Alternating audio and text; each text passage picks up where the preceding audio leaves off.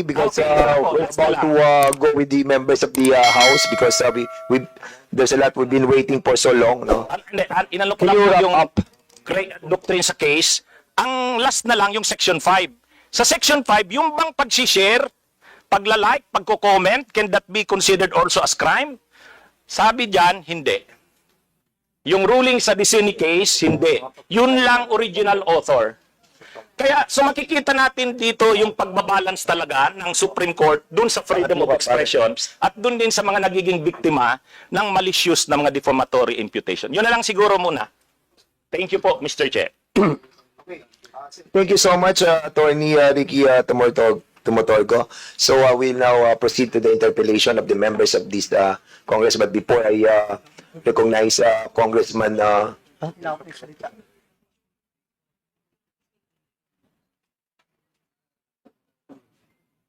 sige, meron pa tayo isang presenter but before that, the chair would like to recognize first Congressman Marcoleta. Thank you, Mr. Chair.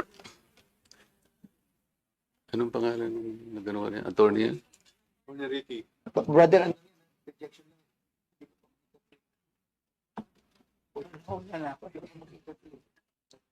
Hindi, tungkol lang sa sinasabi yung doktrina kanina. Attorney, abogado ka pala na nagtuturo sa Ateneo. At sinasabi mo, ang diferensya ng private sa public figure, pagka public figure ay hindi basta-basta. Kahit nabirahin mo, parang may lisensya ka na, parang gano'n sinasabi mo. Pero pag private, talagang kinakailangan may malis ka agad yun. Siguradong. Kaya lang nung ikaw ay nag-vlog, ito yung title ng vlog mo sa akin eh. Huwag maniniwala sa pakulo at panliling lang ni Marcoleta. Ano ang panliling lang ko, attorney? Public figure ako, pero kailangan malaman ko, sapagkat dito lang may malis ka na eh. Una, hindi mo ako kilala, ikaw hindi rin kita kilala. Pero dito lang sa title na title pa lang, huwag maniniwala sa pakulo at panlilin lang ni Marcoleta. Attorney, kahit kailan wala akong nilinlang na mamamayan ng Pilipinas.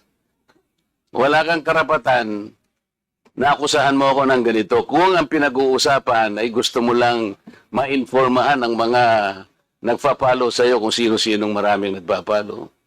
Pwede mo ba sagutin ito muna? Ano yung panlilin lang na sinasabi mo rito? Marami na po kasi akong naging hindi ko ano yung particular na Ito pakikita ko sa iyo, ayan hindi ko po alam kung anong particular doon na Attorney, gumawa ka ng vlog. yes po, ako po Responsibilidad mo sa public ito, lalong-lalo na yung naniniwala sa iyo. Hindi ako maniwala kung paano mo silang napaniwala. Pero itong sinabi mong ito, may pakulo ako at panlilin lang. Ito yung sagutin mo. Hindi ako naniniwalang hindi mo naalala ito. Mr. Chair? Mr. Chair? Actually po, dun yata yan sa rally ng Iglesia ni Cristo na naging subject din ako po ng programa ninyo sa yung dalawang pong kasama Honorable Congressman Marcoleta. Ako po yung naging subject nyo doon ni Saganang Mamamayan. Kasi ako yung nag-comment na sabi ko, dapat yung Iglesia ni Cristo kung talagang malaki yung mobilization nila, doon nila gawin sa Luneta, huwag sa Liwasan. Yun yung kasi, pag sa Liwasan... Attorney, huwag mong nililihis ang usapan. Ang Hindi, pinag-usapan yung panlilin lang na sinasabi mo at pakulo. Walang kinalaman yung rally ng INC dito. Doon ko po kita, Honorable Congressman Anong Marcoleta. panlilin lang ginawa ko doon sa rally? Yung po yatang speech nyo doon Hindi sa pa yata, kailangan siguruhin mo. Nagsalita ko doon, anong parte ng speech ko ang nilinlang ko ang mamamayang Pilipino? Honorable Congressman Marcoleta, yung reaction ko po yata yung speech nyo po doon sa Ano stage. nga, kung alam mo yung speech ko, ano yung panlilinlang doon? Tingnan ko po dito sa ano ko kung ano yung ang dami ko na po kasing naging content tungkol po. Hindi ganun. Ako kapag sinabi ko, alam ko ang pinagbabasihan ko. Kahit matagal na yon, maaalala ko.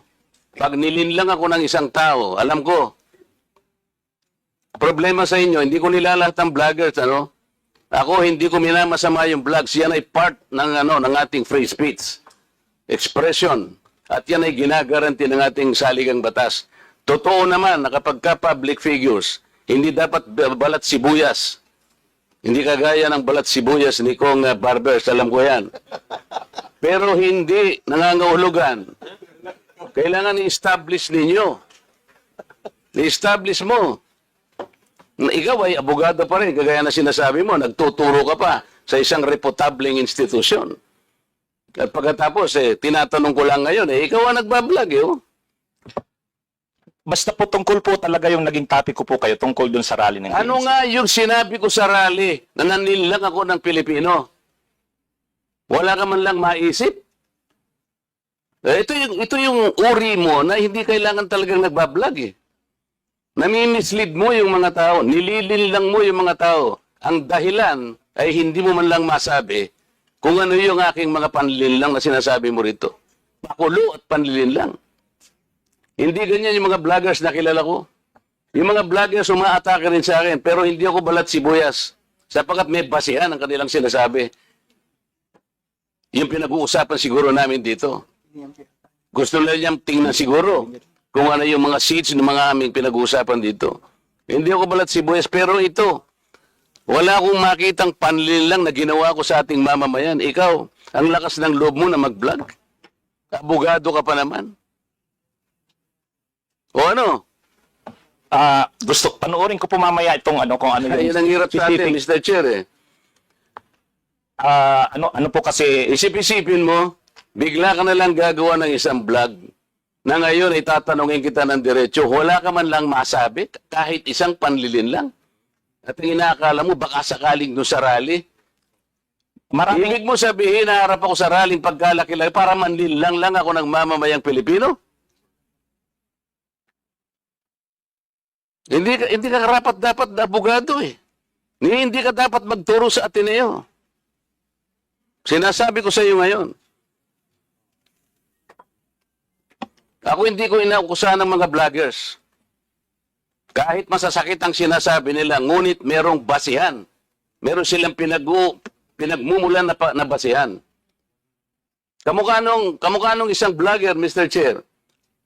Nakita niya yung isang tarpaulin, isang billboard na na-install doon sa SLEX.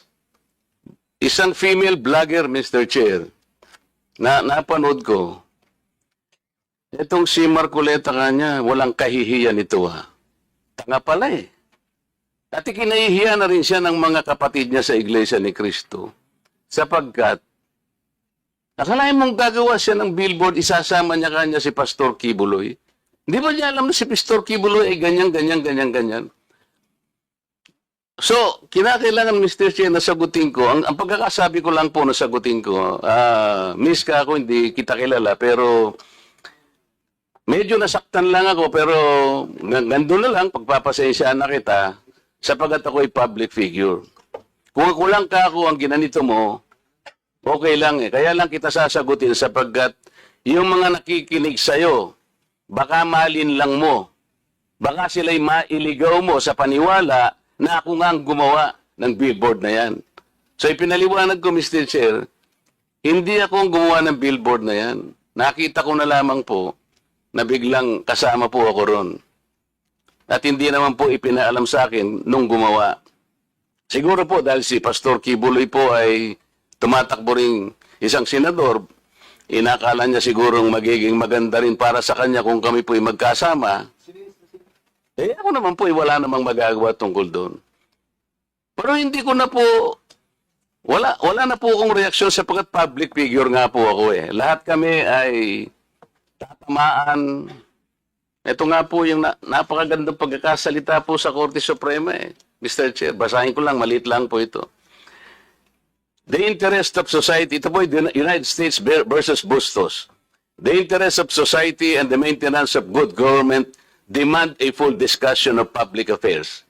Complete liberty to comment on the conduct of public men is a scalpel in the case of free speech. The sharp incision of its probe relieves the abscesses of officialdom. Men in public life may suffer under a hostile and an unjust accusation. The wound can be assuaged with the balm of a clear conscience. A public officer must not be too thin-skinned with reference to comment upon his official acts. Kaya ko na lang siyang i-tolerate, Mr. Chair, yung babaeng yun eh. Pero ikaw, attorney, dahil sa attorney ka, yan ang sinasabi mo, at nagtuturo ka pa sa isang reputable institution, dito lamang sa title mo eh. Huwag maniniwala sa pakulo at panlilinlang ni Marcoleta. Pagkatapos tatanungin kita ngayon, kung anong panlilinlang ang ginawa ko, wala ka man lang masabi. Kaya naman kitang idemanda pero hindi na kita pagtitsagaan eh, kung ikaw lang. Gusto ko lang malaman ng mga tao na walang basihan tong ginagawa mo. Para sa akin, sapat na nakabayaran sa'yo. O total, hindi na siya makakimo, Mr. Chair. Tatigilan ko na siya. And with that, Congressman Marcoleta, that will serve as your time as interpellator. Ang haba ng interpellation mo. But I will not deduct that sa time mo, Congressman Marcoleta. Okay. Attorney Ricky, you still want to pursue your or that will be it? So yun lang po. Siguro we give you time also to to answer back on baka panoodin mo muna yung mga vlog mo. Later on, you can approach us if you wanted to defend your Dapat nga, madisbar pa yan eh. You have your time, Congressman Marcoleta. We'll be giving time to Attorney Ricky to defend himself. Ano lang po siguro, fairness, and Mr. Chair? maging equal lang treatment natin sa lahat. What we wanted here is to be fair, no? Para give also a chance to Attorney Ricky para to prove himself by watching yung mga vlogs na ginawa niya. Sige, go ahead, sir. Mr. Chair, yun po yung sinasabi ko na kapag kakasuhan halimbawa ang isang vlogger tulad ko sa ganyang sinabi ko, kung public official yung naging subject ng aking vlog, ipo-prove na malicious yung intent ko. Yun yung pagkakaiba. Pagka-private naman, hindi, presumed ka agad na malicious. So, yun po yung pagkakaiba. Kaya, yan po yung ang isa pa, yung mga members po ng Congress, lahat po tayo, kahit ordinary citizens, may freedom of expression, freedom of speech. Kami ring mga vloggers, mayroon. Ang pagkakaiba lang po natin, kayo pag nasa Congress, hindi kayo pwedeng kasuhan kasi may privilege kayo, anumang sabihin nyo. Pero kami, kahit vloggers kami, pwede kaming kasuhan. Yun nga lang, ang pagkakaiba, ang magiging defense talaga namin, freedom of expression. Kaya nga, kapag kinasuhan kami ng private individuals, ipuprove nung malicious kaagad ang presumption. Pero sa public figures, ipuprove na may actual na malis kami sa sinabi namin. Yun lang po. Hanapin ko po mamaya yung kasi ang dami ko na contents na na-create kay Congressman Marcoleta. So talagang hindi ko na po masagot. Pero sorry po kung kung hindi ko we understand your situation, Okay Attorney. po. Kaya nga I have given you a chance para Thank you po. ma-review naman po yung mga vlogs nyo. And it goes to everybody as well, especially to those na who have not attended this hearing. Fair po yung ating gagawin na pagdinig dito. Pakikinggan po namin kayo at titingnan po natin, babalansin po natin. Katulad po niyan, may mga ganyan sitwasyon na personal yung naging approach po ni Congressman Marcoleta against him dahil nga napanood niya. And we wanted that to be clarified. But of course, we have to give chance to everybody to speak at ipaliwanag kung bakit. So basically, yun po ang gusto natin mangyari. It might help us in the amendment that we wanted to file dito po sa 10175. So, bago ko po i-recognize si Congressman Ador Plato as the first interpellator, we wanted to give a chance sa isa po nating presenter. Bigyan muna natin ng chance si Mr. Felipe F. Salbosa, the second. Siya ba to? And Nice Poro Balbedina. Okay. Only one Chair. presenter. Only Chair. one presenter, right? Chair, Opo. Chair. Wait. 1 second lang, 1 What second. about?